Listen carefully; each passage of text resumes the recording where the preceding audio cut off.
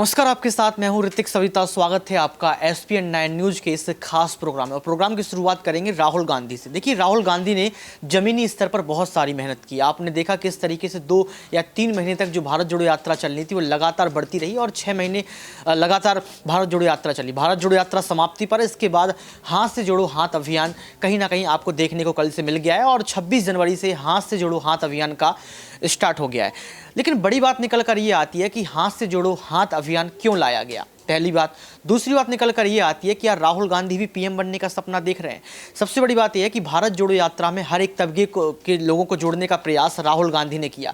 चाहे बुजुर्ग महिला हो, चाहे बुजुर्ग व्यक्ति हो, चाहे युवा हो, चाहे कोई भी हो, किसी भी धर्म या जाति के समुदाय से बिलोंग करता हो, राहुल गांधी ने उसको गले से लगाया और ये बता दिया कि कोई भी बड़ा सा बड़ा नेता जो है अपनी AC गाड़ी को छोड़कर जमीनी स्तर पर उतर सकता है और जमीनी स्तर के मुद्दों को खंगोल सकता है। और राहुल गांधी ने बखूबी यही काम किया। लेकिन कहीं ना कहीं आपने देखा होगा कि भारत जोड़ो यात्रा में बहुत सारी महिलाएं जो है शामिल नहीं हुई। महिलाओं से राहुल गांधी ने शायद इतनी बात नहीं की जितनी करनी चाहिए थी। तो अब प्रियंका गांधी पूरी कोशिश कर रही हैं कि हाथ से जोड़ो हाथ अभियान में महिलाओं को जोड़ा जाए। एक तरफ ये कहा जा रहा है कि हाथ से जोड़ो हाथ अभियान हो या फिर भारत जोड़ो यात्रा हो, ये राजनीति में तब्दील होनी ही नहीं है। इसका एक ही मकसद है, जनता की मुद्दों को जानना और जनता तक जो है सरकार के कामकाज तक पहुंचाना और जनता को अपने से जोड़ लेना। ये मकसद, ये उद्देश्य बताया गया। इसके बावजूद भी देखा गया कि राहुल गांधी ने जहां जहां प्रेस कॉन्फ्रेंस की, जहां जहां स्पीच दी, वहां कहीं ना कहीं चुनावों की भी बात कर दी, चुनावों की चर्चा भी कर दी। अब हाथ से जोड़ो हाथ अभियान का ये जो है बताया जा रहा है, ये कयास लगाया जा रहा है कि महिलाओं को जोड़ा जाएगा, यानी कि जमीनी स्तर की हर एक वर्ग की महिलाओं को जोड़ने का काम प्रियंका गांधी करेंगी। तो पूरी कोशिश की जा रही है कि 2024 के पहले पहले महिला, पुरुष, युवा, तमाम जो वर्ग के इंसान हैं वो राहुल गांधी के साथ जुड़ जाएं और कांग्रेस पार्टी के साथ जुड़ जाएं। तो 2024 में एक कड़ी टक्कर होने वाली है। वहीं अगर बताएं तो सी वोटर्स ये कह रहे हैं कि राहुल गांधी भले ही मेहनत कर रहा है जमीनी स्तर पर, इसके बावजूद भी जो है 2024 के लोकसभा चुनाव में बीजेपी पार्टी एक बार फिर से जीत कर आ रही है। ये भी कहा जा रहा है कि 2024 के लोकसभा चुनाव में 70 सीट पर जो है कांग्रेस पार्टी सिमट कर रह जाएगी। लेकिन बड़ी बात यह है कि ये सी वोटर्स के ओपिनियन पोल आते रहते हैं, टीवी चैनल्स बहुत कुछ बताते रहते हैं। इसके बावजूद भी कई बार यही चीज़ देखी गई है कि जो है कई बार हारने वाली पार्टी भी जीत जाती है। तो राहुल गांधी को जो लगातार समर्थन मिल रहा है, जनता उनके सपोर्ट में खड़ी है, जनता उनका साथ दे रही है, तो क्या आने वाले वक्त में राहुल गांधी पीएम बनेंगे? दर्शकों, आप भी कमेंट करते हैं कि हंसी खेल की बात नहीं है, छोटी मोटी बात नहीं है कि राहुल गांधी पीएम बन जाए। लेकिन कयास कुछ भी लग सकता है। जमीनी स्तर पर जो मेहनत कर रहा है तो उसको जो है फल और मिलता ही है। जबकि हमारे धर्म में ये कहा गया है कि आप मेहनत करते रहो, फल की इच्छा ना करो। लेकिन राजनीति में ये बात होती है कि फल की इच्छा करो, मेहनत भले ही मत करो। तो इसी मुद्दे को लेकर हमारे साथ हमारे सहयोगी आसिफ भी रहेंगे, उनसे भी जो है चर्चा करेंगे किस तरीके से राहुल गांधी ने दिन रात एक कर दी, दाढ़ी बड़ी हो गई, टी-शर्ट में पूरी सर्दी निकाल दी। जहां इतनी भरी सर्दी में जो है लगातार लोग कांपते रहे, सब कुछ होता रहा, इसके बावजूद भी राहुल गांधी जो है एक टी-शर्ट में लगातार दौड़ते रहे, जनता से बात करते रहे। क्या लगता है आसिफ सर आपको कि क्या राहुल गांधी जो एक बड़ा सपना देखते हैं पीएम बनने का, भले ही किसी से नहीं कहते हैं, क्या पूरा होगा 2024 में? शुक्रिया ऋतिक। देखिए, पीएम सपना देखना कोई बुरी बात तो नहीं है। देश के प्रधानमंत्री आज भी देश के बच्चों को, विद्यार्थियों को ये समझा भी रहे हैं, सपने देखना चाहिए। पूरा हो ना हो ये एक अलग बात है, उस पर छोड़ दीजिए।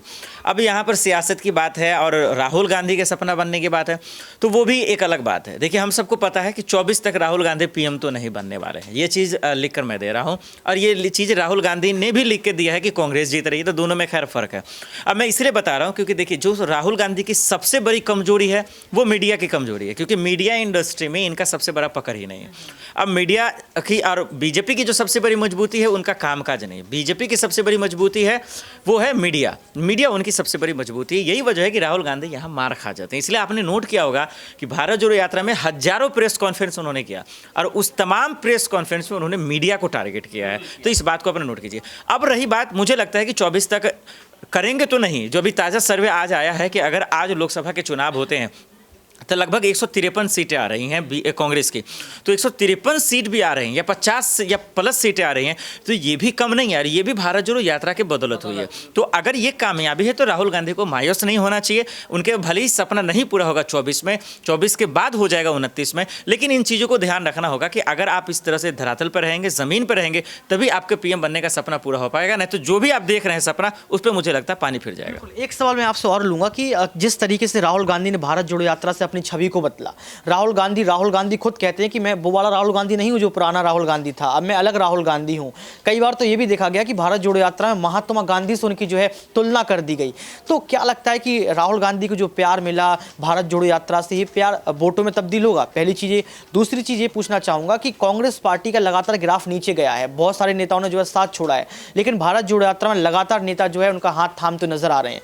तो क्या महागठबंधन हो सकता है अगर जीत की बात है? आपने एक तो 153 बताया, अगर 153 कांग्रेस का आता है, अगर महागठबंधन होता है तो ये आंकड़ा बहुमत का छू लेगा, पार कर लेगा? ऋतिक, 20-22 साल की उम्र के बाद हम और आप जो हैं सिर्फ और सिर्फ कमा के परिवार के लिए पूरा दे देते हैं, माँ है, बहन है, बीवी बच्चों के लिए, लेकिन इसका ये मतलब तो नहीं है कि आप जीना छोड़ देते हैं। तो राहुल गांधी का ये बयान ही समझ में आ जाता है कि सियासत वाली बयान है कि भाई हमने अपने लिए जीना छोड़ दिया है। आपने अपने लिए जीना कैसे छोड़ दिया है?